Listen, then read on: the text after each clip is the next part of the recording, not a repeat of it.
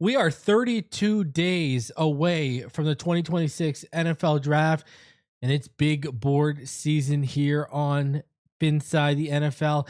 And we're kicking it off with my edge big board for the 2026 class. Could the Miami Dolphins draft Ruben Bain or Mesidor and keep them in Miami in the first round? We got that to talk about, plus a whole lot more, including could some highly touted guys in this class have certain concerns and red flags? Who are some sleepers? We're going to talk about it all. Let's get into this.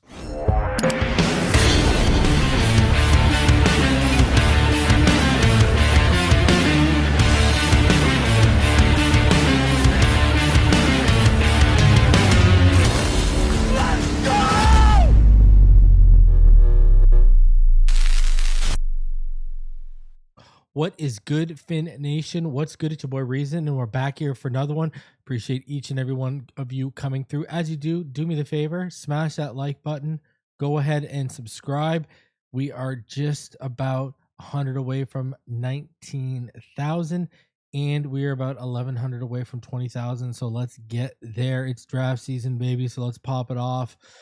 And listen, I mean, we're starting off with the edge class. I think it's a top priority.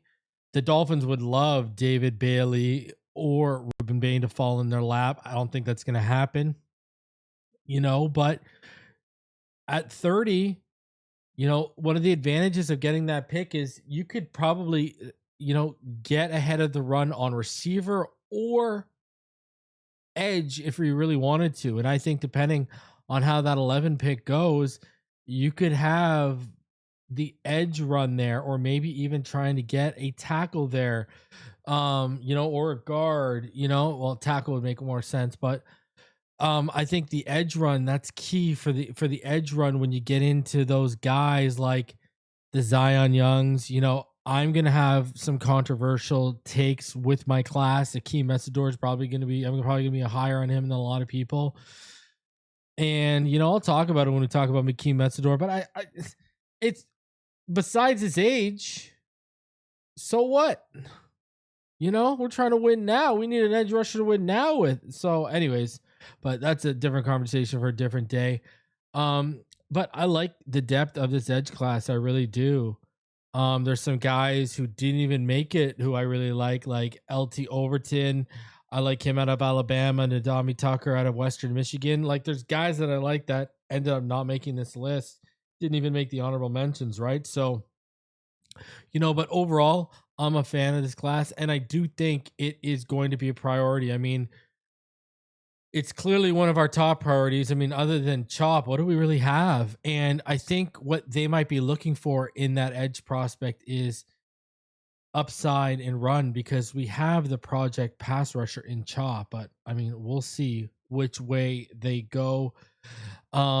It's gonna be an interesting draft night, and we are starting off with edge. We're gonna follow up next week with wide receiver, and we're gonna go from there. So we're gonna be dropping big boards left, right, and center all the way up until the draft. We're gonna be doing some mock drafts, all that kind of stuff. It is full force draft on Inside the NFL. So let's go.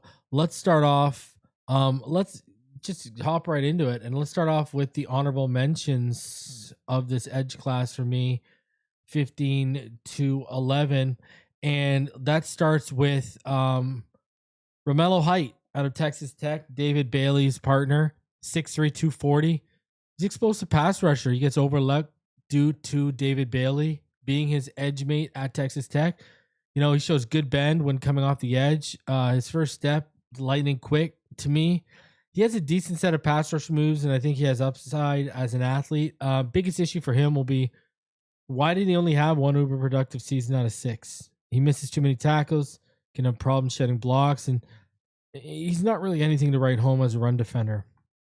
14, I got Kieron Crawford out of Auburn, 6'4", 253 pounds, and he absolutely exploded in 2025 with 5 sacks and 43 pressures after posting no sacks, only 26 pressures in his first year at Auburn in 2024. Posted 5 sacks and 39 pressures during his 2023 season at Arkansas State. But, Crawford is a high upside developmental player still, though he shows good twitchy athleticism, explosive first step, good bend. He's got a motor that runs a little hot.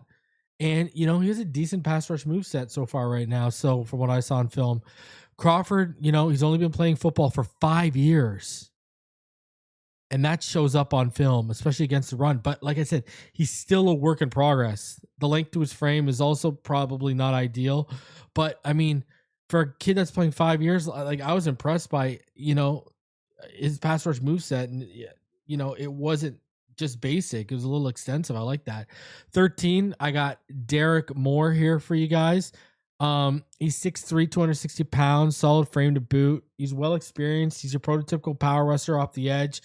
He'll go through a blocker, not around them. He shows patience at the line of scrimmage, against the run. And that allows him to both make plays against ball carriers, and he doesn't fall for play fakes. He doesn't get caught playing too high with his pads, maintains a good level, center of gravity for great contact balance when he engages, can play multiple spots across the defensive front. He's one of the better rushers in this class at converting speed to power, I think, too. Doesn't show a lot of bend or twitch. Hand usage is below subpar, which is, that'll greatly impact his ability to shed blocks at the next level, because it already does in the collegiate level. His package of pass rush moves, it isn't that deep or extensive, and he needs to finish his tackles more consistently. And I'd also like his motor to run a little hotter. 12, R. Mason Thomas out of Oklahoma, 6'2", 241. He's got sub 32-inch arms, but man, this kid is a really good athlete. He's explosive in a lot of facets, from his first step to his pursuit and motor. Thomas just knows how to utilize his speed well, and because of that, he's the definition of a true speed rusher in this class. Good bend, flexibility to his frame, sneaky good strength and power for his size. He's a good run defender. Yeah, I think he had 15 and a half sacks over the last 2 seasons, along with 63 pressures. Plus, shows a diverse pass rush arsenal with chops, clubs, rips, swipes, spin moves. His size, it's going to be his biggest obstacle from length to just his overall frame, especially against bigger tackles that can move. The injury history is for real with Thomas as well. Can play over aggressive at times, and that leads to him biting on play fakes. And like Heighton Moore, who we just talked about, needs to clean up that tackling. Needs to clean it up, man. 11, Joshua Josephs, 6'3", 243. But he has really good length to his frame, and he knows how to use that to his advantage. His pass rush moveset is pretty vast, too, all the way from winning with club moves to spin moves to disengage and get around blockers. He's very explosive with his initial step, and it's hard for blockers to get out of their stance and take that on and handle at times. His hands stay active. He doesn't open his chest too much to blockers. He's a damn good run defender, too. You can rely on him to set the edge. He has a high football IQ that allows him to diagnose the play, take the appropriate angles, and sniff out the ball carrier. He forces turnovers, too. He's forced 6 over the last 2 seasons, and the big strip against Georgia in early September was a play that highlights the ceiling of this kid. A consistent distributor that makes he makes big plays in big moments. Needs to finish more, though. Even though he makes big plays in big moments, there's more plays he leaves on the field. 2025 wasn't the highest sack output and only resulted in 4 sacks. And for all the pass rush he utilizes, all the different moves he utilizes, and the pass rush moves he utilizes, and his pass rush game plan, he's not a crazy pressure machine. It needs to become a better, more consistent tackler. Isn't a high-level athlete, and he needs to build out his frame, especially in that strength department.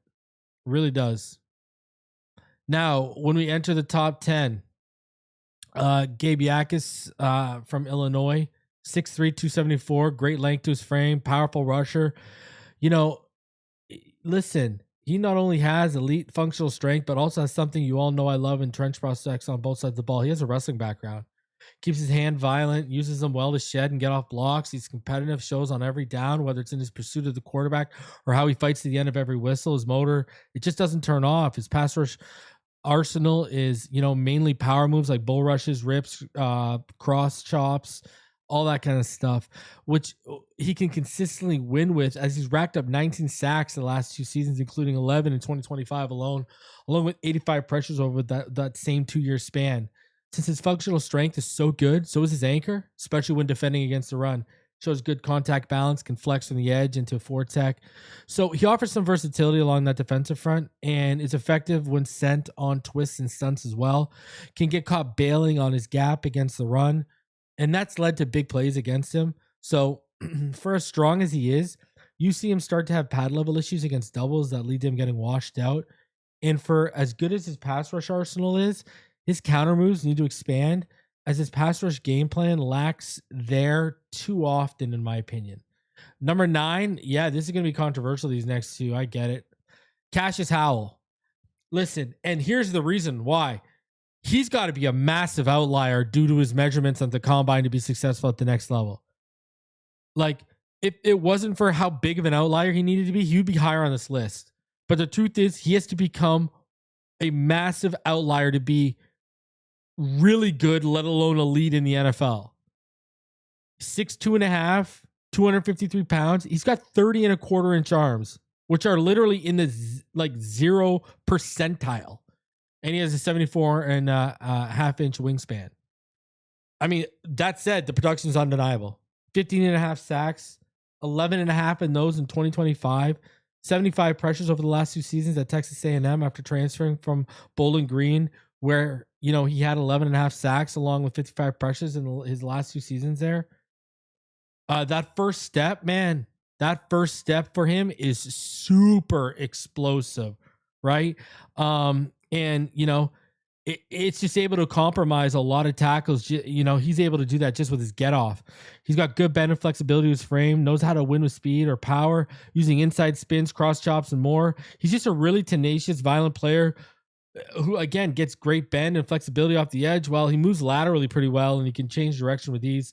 Now, you see him struggle with power as his functional strength and anchor are just okay.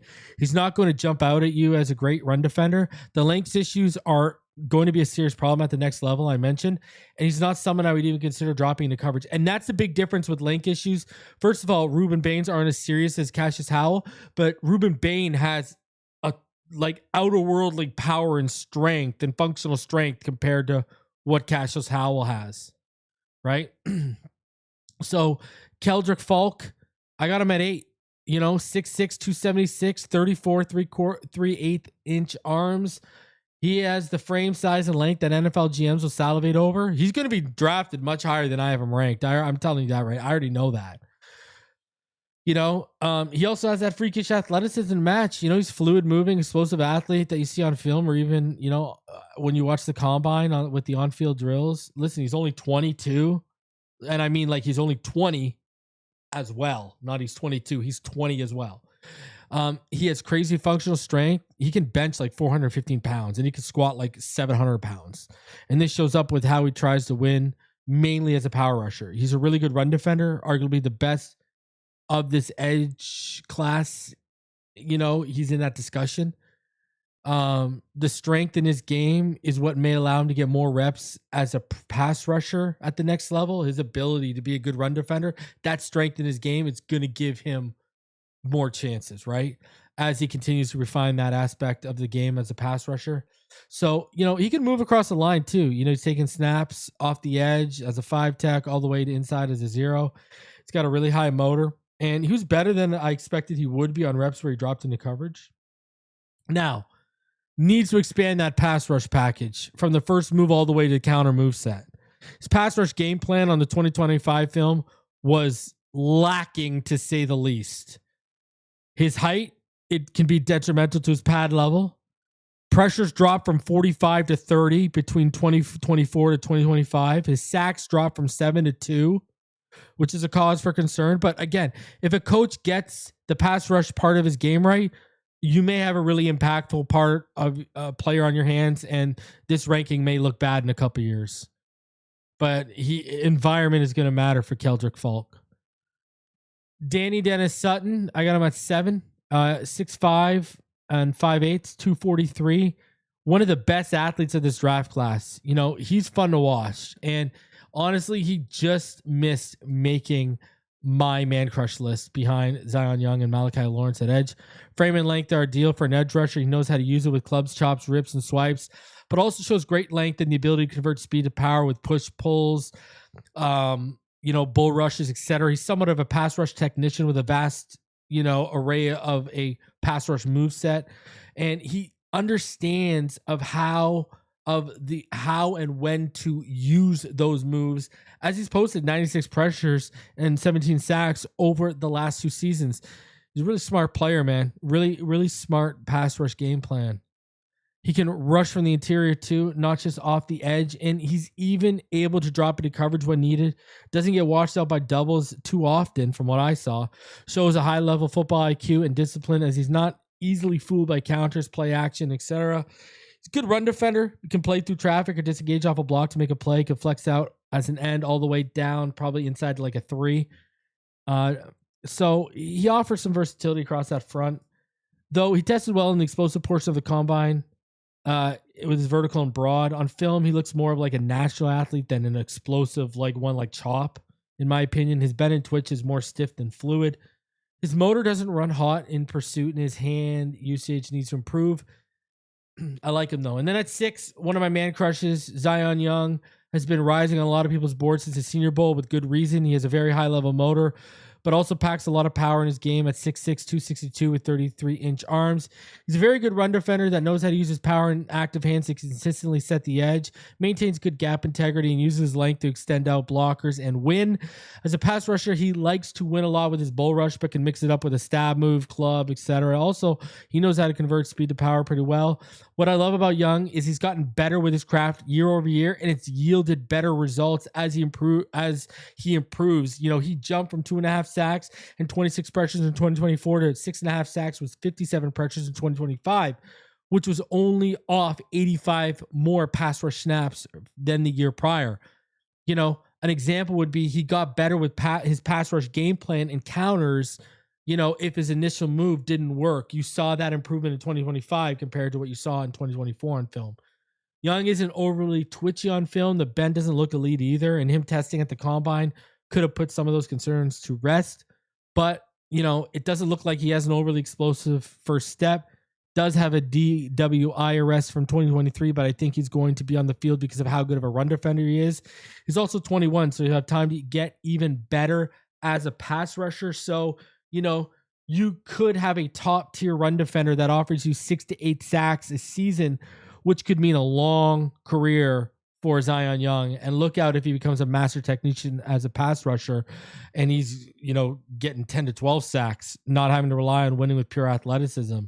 You're going to have a real issue on your hands. All right, let's get into my top 5. Here are my top 5 edge rushers in this class. Starting off with TJ Parker. Like Zion and Keldric Faluk, Parker is a very good run defender. He's 6'3" and 5'8", 263 pounds with 33 and a 1/8 inch arms and a 78-inch wingspan. He also posted a 46.8 40-yard dash, 2.72 20-yard split, and a 1.61 10-yard split at that size, which is impressive.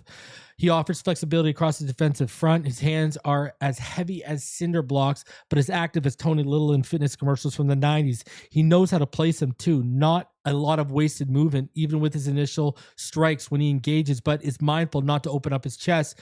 Quick, not explosive, but more than good enough with his first step in his get off out of his stance off the line of scrimmage. He times the snap well too to make up for the lack of explosiveness, knows how to convert speed to power.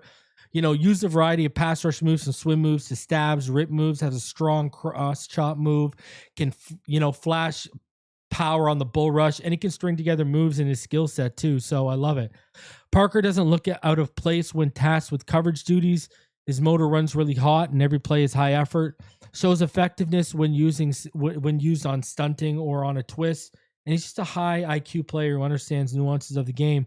He was unbelievable in 2024, man. 11.5 sacks, 6 forced fumbles, and 51 pressures. But that production dipped to 5 sacks, 0 forced fumbles, and only 41 pressures in 2025.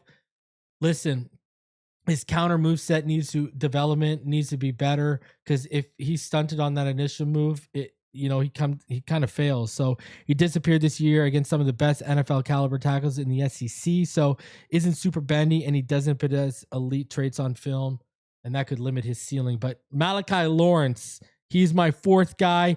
My other man crush in this class besides Zion Young, Lawrence, is someone I'd love for the Dolphins and Jeff Hafley to get their hands on at 30 or 43. First of all, his RAS is elite, 6'4", 3/8", 253 pounds, 40-inch vertical, 10-foot, 10-inch broad jump, 452 40-yard dash, 264 20-yard split, 157 10-yard split, and that explosive athleticism, it shows up on film, especially when he times the snap well with how quickly he gets out of his stance. He's a very violent player, very violent, active hands, has reps on tape where he just straight up dominates opposing tackles with his functional strength. He embraces the physical side of the game, has good anchor and motor. You know, he can win as a pass rusher with chops, push, pull moves, swipes, inside moves, ghost rushes, bull rushes. His bag is actually quite deep, to be honest with you. He can string together moves, win with speed or power. He's got such a high ceiling as a pass rusher, in my opinion. Now, he needs to show the ability to set the edge more consistently. He's shown he can do it, but he needs to do it more, especially when it comes to disengaging blocks quicker. Needs to be more consistent with the timing the snap too. You know, I talked about how good he is when he times the snap. When he doesn't time the snap, it can be a different story on film, right? And he's got such a high ceiling as a pass rusher, in my feeling. But, you know, he's got to keep filling out that body to increase his strength, and also his aggressiveness can lead to whiff tackles. So you look at him sometimes, you're like, just rein it in. But man, I'm telling you, I love this player. I love Malachi Lawrence's ceiling. And people are going to look at me and say, you got him ranked high. This guy should be going in the first round, in my opinion. Number 3 for me is Akeem Mesidor. Age be damned. I don't care. He's one of the best pass rushers and distributors of this class, who I think is a surefire first round pick. And though having him this high may be deemed as a hot take by some, I stand by it. My fellow Canadian, Mesidor has been productive every year in college, but absolutely went off in 2025 with 12.5 sacks, 17.5 tackles for loss, 67 pressures, and 4 forced fumbles, all of which were top 5 amongst defensive ends in the nation. He can rush off the end or the interior, has a pass rush tool set that includes chops, rips, swipes, long arm moves, ghost rushes, can win across the face of blockers. He has a very quick first step, converts speed to power easily, can win with a bull rush, and he maintains a steady good pad level. Plus, he's really effective on stunts and twists. He's a pure pass rush specialist. His pass rush game plan goes beyond his initial move too. He's a vast array of counters, like a Euro step, stutter steps. He displays real bend and flexibility to his frame as well on film, allowing him to win when he has to arc out wide. His hands are heavy, like his gloves are full of concrete. He's a really good run defender that can set the edge. Hands are active and quick, shows a high IQ, correctly diagnosing counters, misdirections, RPOs, all that stuff. You know, age may be a non-issue for me, but some teams will take issue with it, which is wild, because if he was 23 or 24, I think the consensus would be he would be the third edge for everyone. Besides that, obviously his length isn't elite either, is his overall athleticism. And he has reps on film where he's slow to disengage in the run game. You know, back gets outside of his shoulder and he's basically washed out. Needs to clean up that. But man, I'm telling you, he's a great player.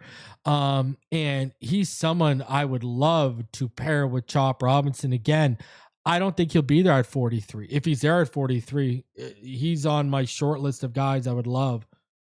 But man, I'm telling you, I think he should be in the conversation in that 30 to 43 range, you know, with guys like Chris Johnson and stuff at positions of need for the Miami Dolphins. I really do. He's a great player. Number 2 for me is David Bailey. Listen, he's a player I've been high on all year. If you listen to Fin to Deep, you've also heard me say all year that he would be the first edge off the board in April after the combine. I still stand behind that because it's quickly looking like that'll become a reality. Bailey was arguably the best edge defender in the country last year on a formidable Texas Tech Raiders defense. Posted 14.5 sacks, 19.5 tackles for a loss, and 81 pressures. He is just such a machine that he's going to, you know, turn 23 just before the season starts in August, which goes without saying. And the ceiling on him, you know, it is really high. He's gotten better every year, obviously reaching elite heights with that 2025 season. But that's the trajectory you want to see for a young pass rusher at the collegiate level. 6'3", you know, just under 6'4". He's 251 pounds. He's an absolute elite athlete, which the combine testing backed up with his 35-inch vert, 10-foot, 9-inch broad jump, 4.5 40-yard dash, 1.62 10-yard split, the twitch, bend, flexibility you want to see in a top 10 pick at the edge position. It's all there. Traits for days, man. First step explosiveness that he possesses might be the most elite in this class in terms of just how wow it is. Bailey uses chops, swim over moves, dips, ghost rushes, long arm moves, and a nasty spin move. He just knows how to blend his speed with his high end functional strength to be able to give blockers fits and collapse pockets. Now he needs to keep improving as a run defender, but the foundation is there with his motor, ability to out leverage blockers to create a path to the ball carrier. But he needs to also start winning as a pass rusher by stringing together his pass rush moves and counter moves more. He won't be able to win off the initial move and that initial first step as much as at the next level. So he has to clean up some of the boneheaded penalties as well. And because of his size, he's limited in terms of flexibility across the defensive front. Specifically, you're probably not going to move him inside, but the ceiling is high on him. And then number one for me is Ruben Bain. Arm length be damned. Ruben Bain Jr. is an absolute beast. I am sorry. And he's the best edge player in the class. He's an absolute dog with a high octane motor and competitive spirit to his game that is contagious to teammates and fans who watch him and film watchers who watch him. 6'2 and 3/8, 263 pounds. Bain Jr. has a nice, solid, thick frame to him. Pause. Length concerns aside, that helps him maintain good contact balance when he engages with blockers due to his low center of gravity. He's so strong, as is his anchor at the point of attack. He has explosive bursts in short areas, including his first step. Mix that with the power and violence he plays with, and he can be an absolute game wrecker, as he's also able to flex across the whole defensive front. As a pass rusher, Bain utilizes clubs, swim overs, cross chops, long arms, inside counters, converts speed to power, swats or swipes, a blocker's punch with ease. And overall, he's an advanced pass rusher with arguably the most advanced pass rush arsenal in the class. When defending the run, Bain Jr. is constantly sniffing out ball carries in the backfield to make plays, sets the edge without getting washed out in leverage battles the majority of the time, and has, high-end backside pursuit ability. Besides his length and the fact he's not a high-end athlete, there aren't many holes in Bain Jr.'s game, in my opinion. Maybe his career high 11 missed tackles in 2025 and, 20.3 career missed tackle rate. But Bain Jr. will be one team's lucky treasure if he's not the first edge off of the board. And if he falls to the Miami Dolphins, sign me up all day, every day. I mean, he's just an absolute stud. He is the best edge rusher in the class. I mean, there's just no doubt about it. I think he's an absolute stud. And man, imagine if him, Downs, and Moe Noah were on the board. Oof, boy, man, he is a game wrecker. Imagine pairing him with Chop Robinson. So that is my edge big board. And listen, I think, I think it would be awesome to get one of the two Hurricanes and keep them on Miami. And this is coming from a guy who, remember, I'm a college football fan, and I enjoy watching prospects, and I enjoy breaking down prospects. That's why I love college football. If I had to claim a team, I'd talk about, it'd be the Gators. And you guys don't hear me go off about good Gator players. You didn't hear me go off about Anthony Richardson, et cetera, et cetera. Point is, I got no bias here. They were fun watches, and I'd love to keep them. We got a big needed edge, Akeem Mesidor, Ruben Bain. Man, I would love one of those two guys in Miami. But let me know down below, who's your top 5, who's your top 10, who's your top 15 guys, who are your biggest sleepers in this class at edge. Would you want one of the Hurricane guys to stay in Miami? Let me know. And I think it goes beyond there, Listen, Malachi Lawrence, I think he should be in the discussion at 30, as well as the 43 range. I think TJ Parker should be too, because they need a good run defender, and so should Zion Young. So, and I would get the Keldric Faluk, but I would prefer 43 than I would, 11. So listen, do me a favor, smash the like button. If you are new, please go ahead and subscribe. I appreciate each and every one of you coming through. And listen, we're going to do wide receiver next. We're going to do a whole bunch of different possessions, guard, safety, all of that. So keep it locked in. If you're a Dolphins fan and you're into the draft, I got you covered. All right. Fins up all day, every day. And we'll catch each and every one of you on the next one. Appreciate y'all. Love y'all. And we'll see you on the next one.